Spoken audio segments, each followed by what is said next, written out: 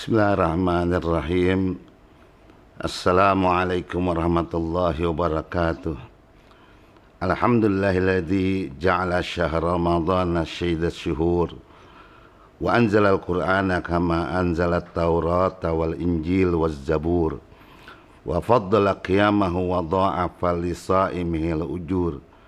Ahmaduhu wa subhanahu wa ta'ala fa huwa ahaqqu mahmudin wa ajallu mashkur.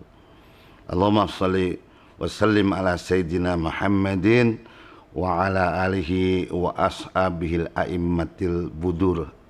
Amma ba'du, para sahabat madrasah yang kami hormati, kita bersyukur pada Allah Subhanahu wa taala karena kita masih diberikan nikmat sehat wal afiat, nikmat panjang umur. Wabil khusus kita diberikan kesempatan oleh Allah untuk bisa menjumpai bulan Ramadan, dan kita tidak terasa Ramadan sudah kita masuki hari keempat bulan Ramadan yang mulia. Oleh karena itu mari kita manfaatkan kesempatan kita yang luar biasa, fadilah keutamaan Ramadan ini. Banyak sekali hikmah yang dapat kita manfaatkan dan hikmah yang dapat kita ambil dari Ramadan yang mulia.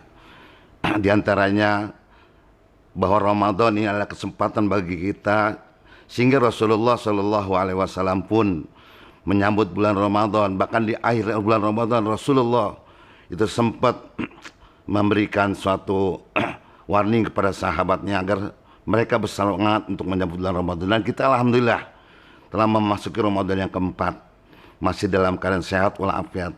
Maka kita perlu introspeksi agar jangan sampai Ramadan yang kita lalui ini itu melewati kita dengan sia-sia.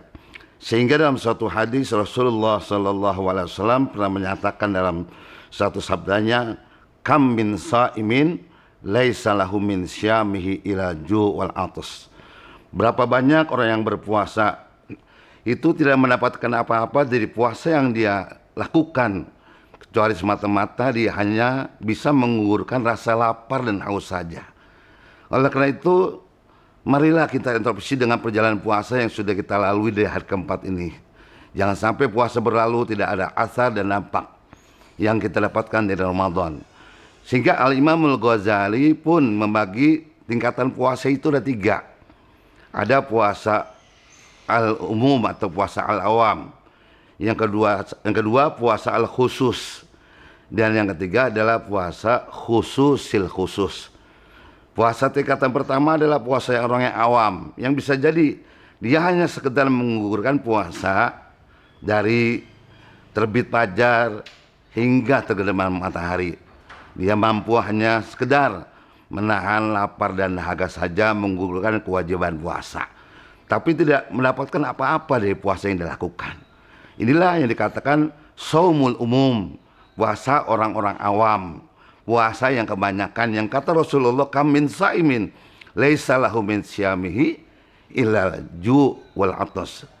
Para sahabat madrasah yang mulia, jangan sampai kita dari tahun ke tahun puasa kita masuk kelompok yang pertama ini. Kalau bisa tingkatan kita, ayolah kita tingkatkan nilai puasa kita, level puasa kita. Paling tidak kita masuk pada tingkatan kedua atau bahkan ketiga.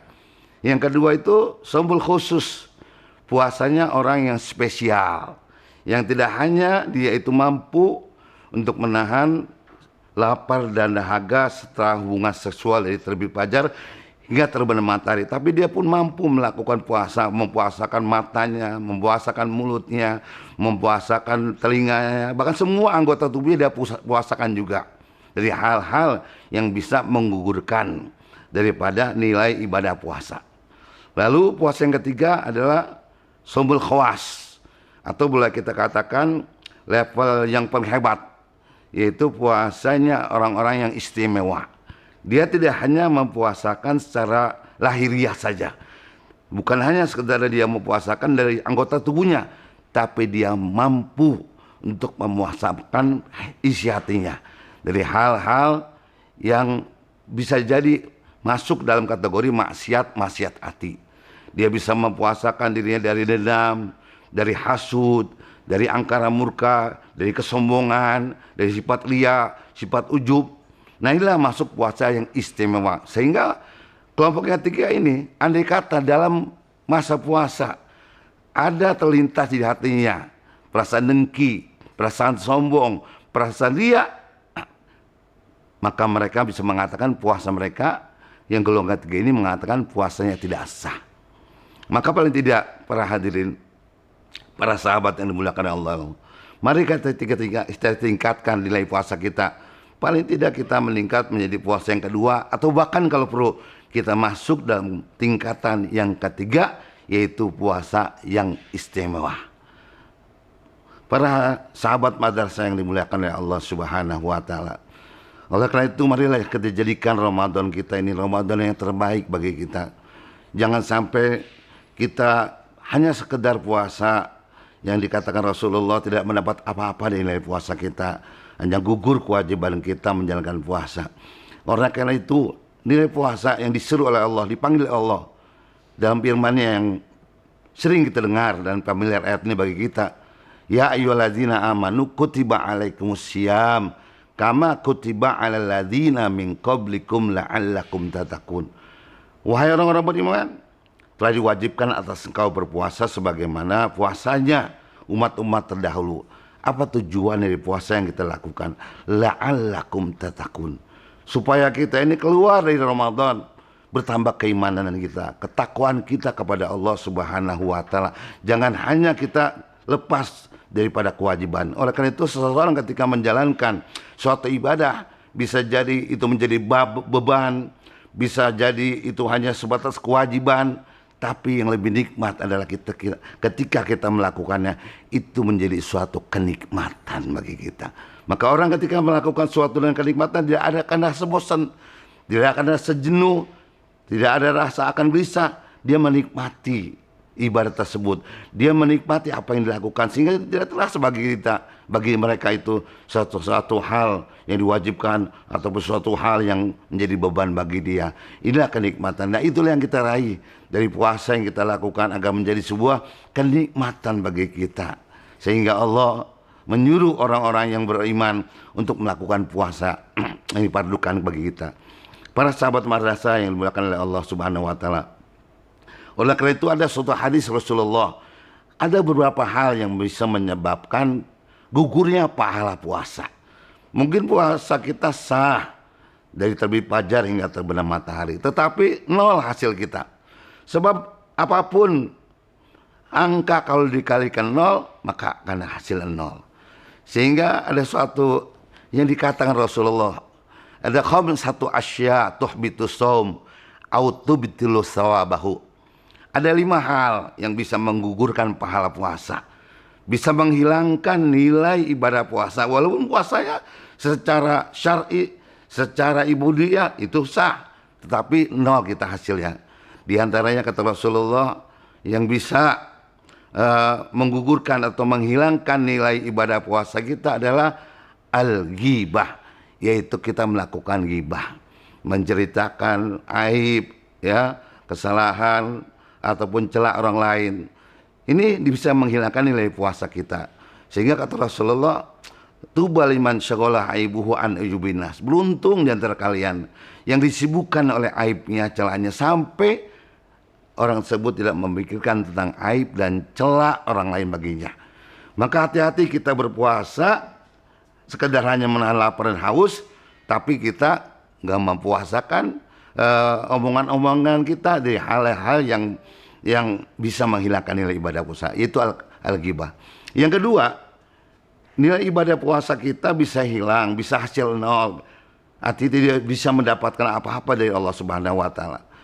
Yaitu yang kedua, al-kadzib, kita melakukan dusta, kebohongan, baik kebohongan secara individu, keluarga kita, maupun kebohongan publik masyarakat kita. Hati-hati dengan kebohongan. Yang ketiga yaitu al-yaminul ghamus, yang bisa menghilangkan nilai pahala puasa, yaitu bersumpah palsu. Ini juga hal yang bisa menghilangkan nilai pahala kita, puasa kita di sisi Allah Subhanahu wa taala. Kemudian yang keempat diantaranya yaitu al-yaminul ghamus atau an-nazr bisyahwatin, yaitu kita melihat sesuatu yang diharamkan oleh Allah Subhanahu wa taala, bahkan melihat sesuatu yang mungkin kita memandangnya sesuatu dengan nafsu kita, dengan pandangan nafsu kita, bukan pandangan iman, bukan pandangan ketakwaan. Dan ini diantara hal-hal yang bisa menghilangkan nilai ibadah kita di sisi Allah Subhanahu wa taala. Padahal puasa ini luar biasa. Sampai dalam hadis qudsi Allah mengatakan as-shaum li wa ana ajzi bihi. Kata Allah dalam hadis qudsi, puasa itu untukku dan akulah pula yang akan memberikan ganjaran dan pahalanya. Inilah puasa yang begitu hebat nilainya.